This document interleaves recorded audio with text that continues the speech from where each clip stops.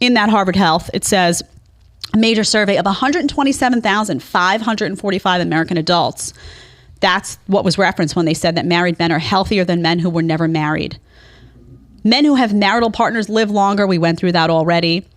But that's a pretty big, decent sample size.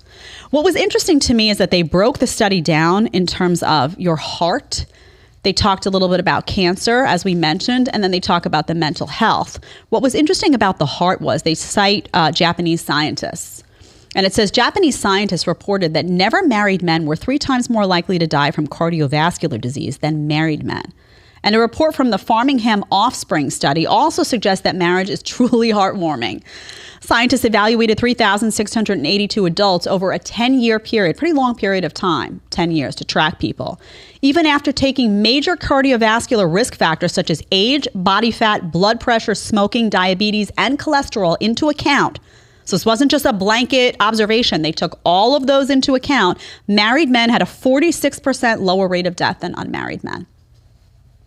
Maybe it's not so stressful to be married comparatively.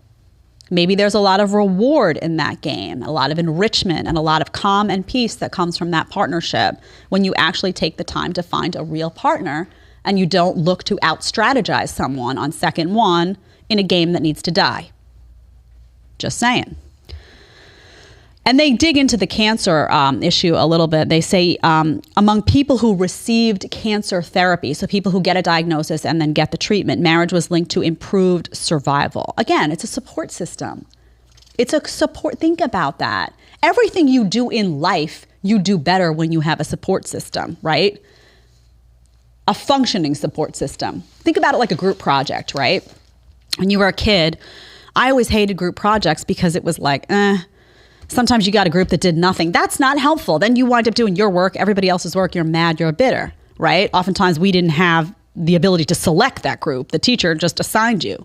But when you get a really good group for a group project, it feels amazing because you're all working together. Everybody's doing their part. Everybody's doing their share. They say teamwork. What is it? Teamwork makes the dream work. Is that how they say it, Tyler? Is that it? It works, but the team can't be lazy and then you're doing, it has to be a real, this is what I'm advocating for. I am advocating to find your way back to partnership. The system may be broken, but the answer is not to break it more.